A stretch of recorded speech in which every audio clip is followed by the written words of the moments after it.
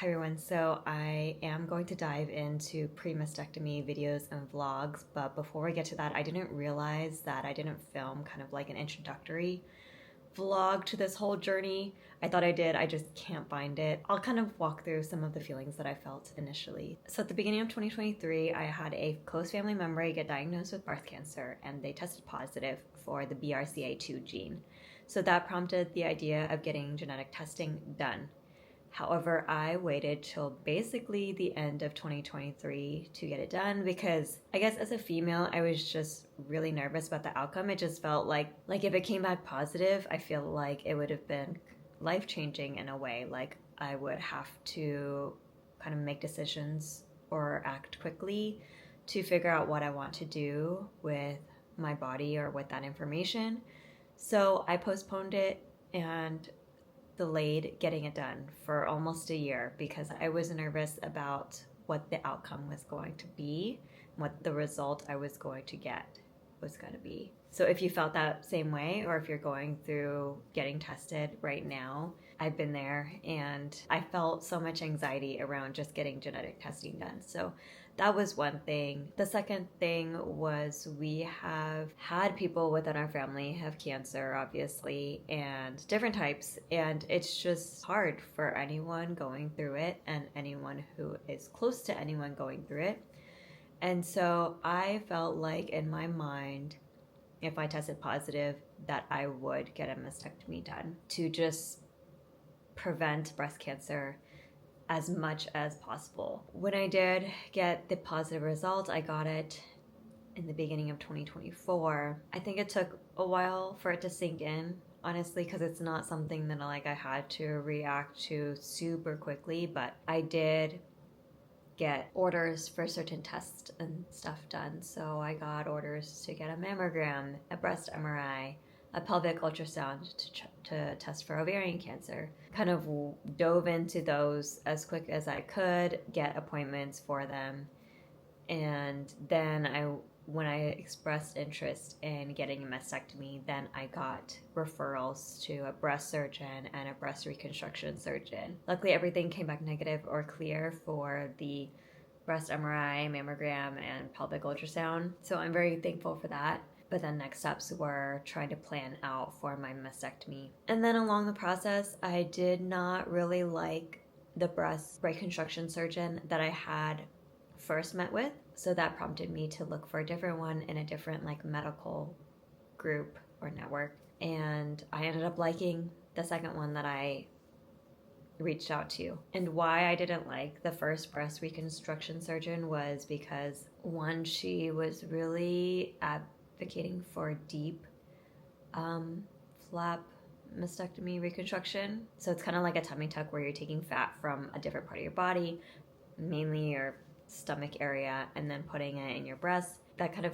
freaked me out. And two, she also said that, oh, if I'm not done having kids, then just wait. You don't have to do anything. You don't have cancer, so it's not an immediate thing. And you can hold off until after you have kids. So your tummy doesn't get tucked first, then you have another kid, and then you have to redo it again. Kind of, I don't know. It just didn't sit well with me because I wanted to get it done as soon as possible. I don't care if I'm done having kids or not. I felt like they were two separate things, and I felt like I should get my mastectomy done as soon as possible, and that would give me the best peace of mind.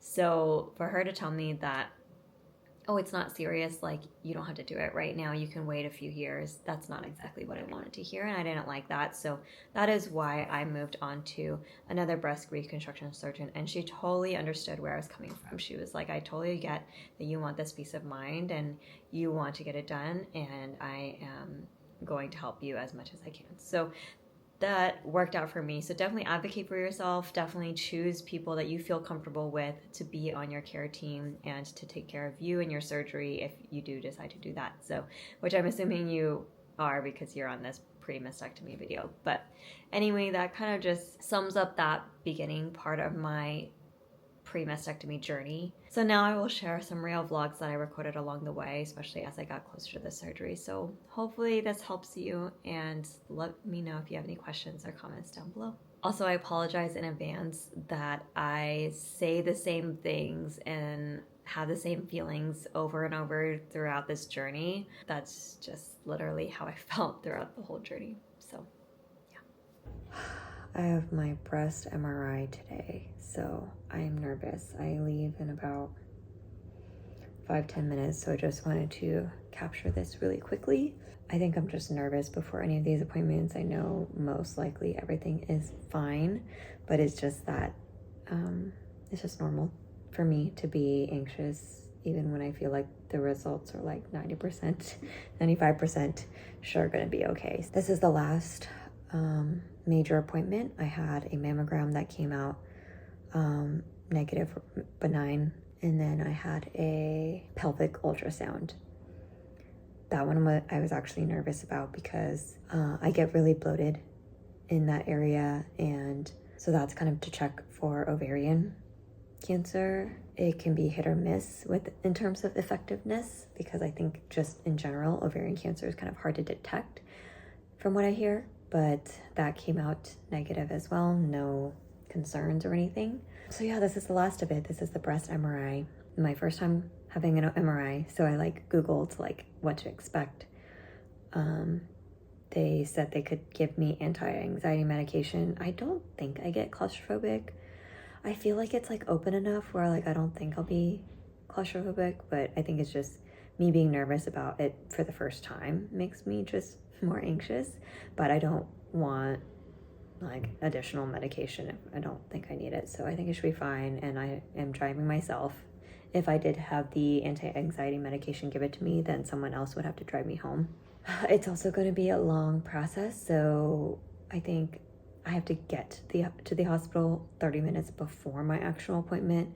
And the actual appointment either takes between 30 or 60 minutes. I like kind of forget, but it's a long one. So, I can use deodorant. I should put on deodorant. It's kind of warm today. I just wasn't sure because like it's a breast MRI. I don't want to like do anything, but I noted that I can use deodorant, so probably put a little bit on just because it's warm today. And yeah, I'm going by myself. I think with this appointment, I have hit my out-of-pocket maximum for health insurance for the year. So I hit it in April. It is April 18th. I forgot to say that. I also had a dermatology appointment last week just to check for skin cancer concerns. I do have a lot of moles on my face and my arms. The only one that they were really concerned about was my breast abscess scar, which they actually gave me a steroid shot to lessen the itching and lessen the puffiness. So I think over the next, another week from now is supposed to be a little bit flatter. And then I didn't ask for the steroid shot on my C-section. That one's not as itchy lately, so it's mainly this one on my breast. So I just asked for it there. And then they also noted the mole on my foot because it's kind of uncommon to have moles on your feet. It's on the top of my right foot. So they just want to monitor that one. And then I just go back every 1 or 2 years for dermatology. And then I have an appointment with a geneticist. The earliest I could get in was September, so that's when my appointment is, even though my oncologist wanted me to get in by May, mid-May, when I see her next. My next appointment with the oncologist is May 21st or something like that, so have not met with like a surgeon or anything up until that point. So we will see what the next steps are after I speak with her. All right, I better get going. The parking situation is not great, so and since I'm bringing the truck, I want to make sure I get a decent spot, and then we'll head in. So yeah, that's the update so far. It just hit me that I will never be able to breastfeed again, which I thought about earlier, and I was like, it's not a big deal. I didn't like breastfeeding anyway, or nursing for sure, but it kind of just hit me all of a sudden that like a year ago, I was, ending my only breastfeeding journey, I guess. So I am very grateful to be able to have the opportunity and experience to have done it for our first and only son right now. But it is a little sad that I won't have that option later. And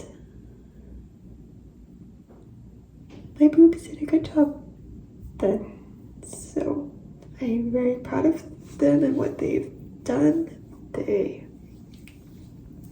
I think I was able to provide like a little bit of breast milk, like a bottle of breast milk a day at least for like 11 months, I think. So that's something to be very proud of. And I will miss my breastfeeding boobs because they were bigger than they are now. They will never be like that again. They will never get triggered by hormones to get larger or produce milk. But that's okay. I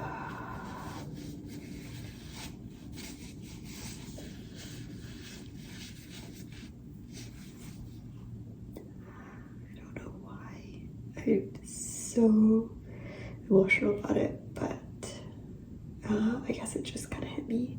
And it's been an emotional day, so yeah, I'm feeling a lot of things. An update since my last video is that I have switched to getting consultations at UCSF. Previously, I was doing and I didn't like my last appointment, and so I had a consultation with a nurse practitioner, really liked her, and then I had a consultation with a breast reconstruction surgeon, and I really liked her as well. So my next appointment is tomorrow with a breast surgeon who will be responsible for removing all the breast tissue. And then it's the breast reconstruction surgeon's responsibility to kind of like fix me back up. So I meet with her tomorrow, and essentially I'm hoping after that appointment I have like a better idea of like scheduling and timeline of things after, you know, I feel comfortable for sure with her. So yeah, that's kind of where things are at. I just happier with UCSF right now, so I'm excited and hopeful that tomorrow will go well. And I'm glad I found a breast reconstruction surgeon or plastic surgeon who like was more caring and very knowledgeable, and she also seemed like a very sought after doctor. Like it seems like her schedule is busier, and people kind of work with her schedule because she's the busier one. So I have full faith in her handling my reconstruction. But yeah, so I feel like tomorrow is like one of the last steps before I schedule surgery. So I'm excited. It's August and this journey started in January, so it's been many months to get here, but yeah, hopefully we're getting there. I think that was the last mammogram of my life. It's a weird feeling. It's like exciting, but I'm getting more nervous about the surgery coming up. It's in about 2 months, so wanted to get more recent imaging done before the surgery. Yeah, I think like it's exciting that it's my last mammogram, but it's like just feeling more real that I'm getting the surgery done. And I just like get really queasy thinking about like surgeries and anything that I need to go to the hospital for, so it is making me nervous. I almost felt like I was gonna have like an anxiety attack in there because I was just starting to think about the surgery again. And like usually I just don't think about it. The technician was very talkative, and we were talking a lot about like my family history and my plans for my breasts and ovaries, and I think just like talking about it just started getting more real. Like yesterday I texted my cousins and my aunts to just tell them that I was getting the surgery done, and it was like fine. They were like really supportive and it was not a big deal. But then today I think just like thinking about the surgery more. And I also got the flu and COVID shot yesterday, so I'm also feeling kind of off in general, but I just started getting like really anxious inside, and when I get anxious, sometimes I have like anxiety or panic attacks, and sometimes I faint. So luckily I didn't faint, but I was definitely getting very nervous thinking about the surgery. So yeah.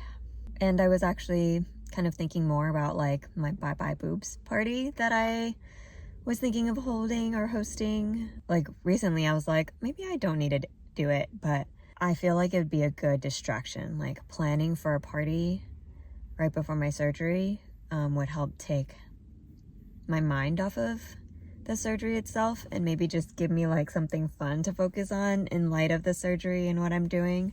So I don't know, I might need that as like a distraction, even though it's like around Thanksgiving and Christmas time. It's like smack in the middle between Thanksgiving and Christmas. Basically, that's when my surgery is. I feel like it would just be fun, and I don't know, kind of like feel like a little mini bachelorette party, but for a different reason and for a different cause, and just to also spread awareness and everything. So I don't know. I'm really considering it. And I've seen people like throw their like boob voyage parties or tata to the tatas parties, and they said like they don't regret it, and it was like a great idea. So I feel like the same.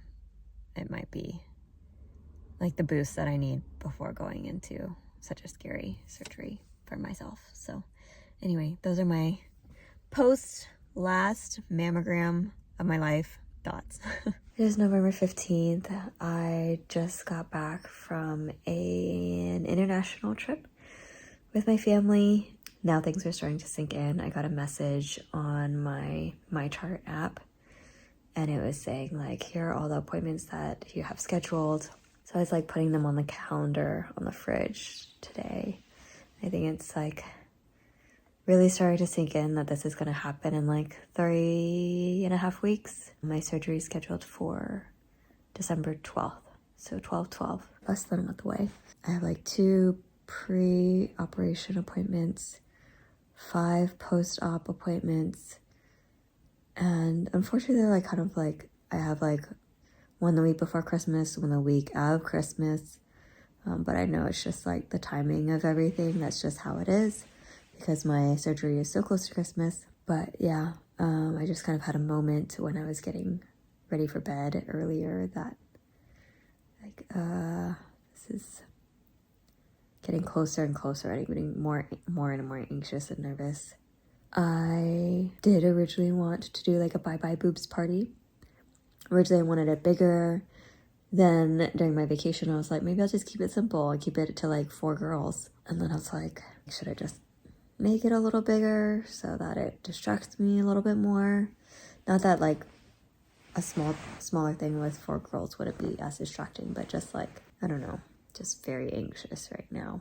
My sister-in-law was really gracious and was kind enough to offer to help host a party for me, or throw it for me, but I kind of want to do it maybe with her help. But yeah, I'm debating between a small little like casual thing versus like an actual party. I don't know. It feels like a burden, I think. A burden to ask people to celebrate my boobs or send them away, send them off. Because it's like not a typical celebration. Like, it's not a birthday, it's not a graduation, it's not a baby shower, not an accomplishment type of thing, or not like a milestone type of thing. It's just so not traditional. I hate to like ask people to dedicate their time and energy towards something like this, but I feel like if the roles were reversed, I would have loved to be supportive for someone going through this. So I don't know, I guess I just have a hard time seeing that perspective. But I also know I do need to do some research and start buying things to prep for surgery recovery, like buy different bras, buy different shirts, because I have like no button down shirts and small things that might make my life easier. It's a lot of thoughts. And then also this is happening towards the end of the year, so like I hit my out-of-pocket maximum for health my medical plan this year because of all the different appointments, all the scans, because it's open enrollment time right now for next year's medical plans. I don't know exactly what I might be facing next year. Like, will I have reversion surgeries? Will I have, like, outside the post-op appointments, like, will there be a lot outside of that? So I don't know.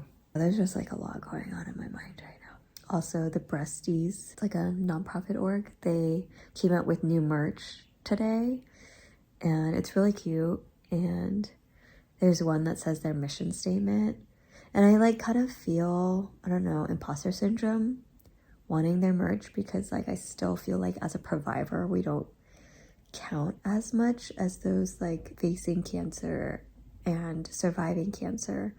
But part of their mission statement includes the word Previvor in it, which makes me feel so validated and included. So I really appreciate that. So I'm really considering buying their merch. It's just such a unique feeling. Like, I've talked about this many times, but just feeling grateful that I have this choice, but also like feeling a certain way because I have to make this type of choice in the first place.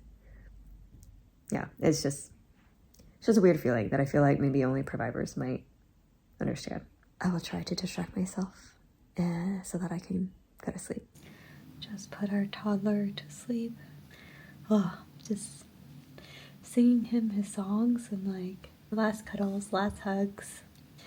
Because it'll probably be like at least like a month, if not 2, till I get to like cuddle him and like hug him to that extent, or like that strongly. It just made me like cry a lot putting him to bed. So almost 8 o'clock, and so my surgery is 11 hours away.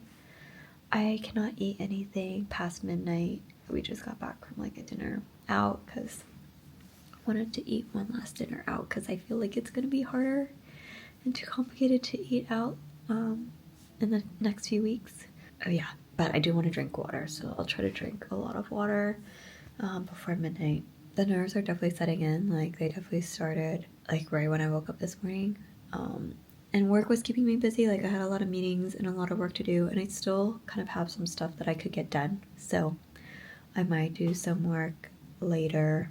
I'm too anxious to sleep, but we basically have to leave here at like 4:30, 4:45 in the morning to get to the hospital at 5:30, and then we have 2 hours of prep, and then my surgery starts at 7:30. Yeah, it's definitely going to be a shorter night, and I feel like when I'm anxious, like, it's really hard for me to sleep.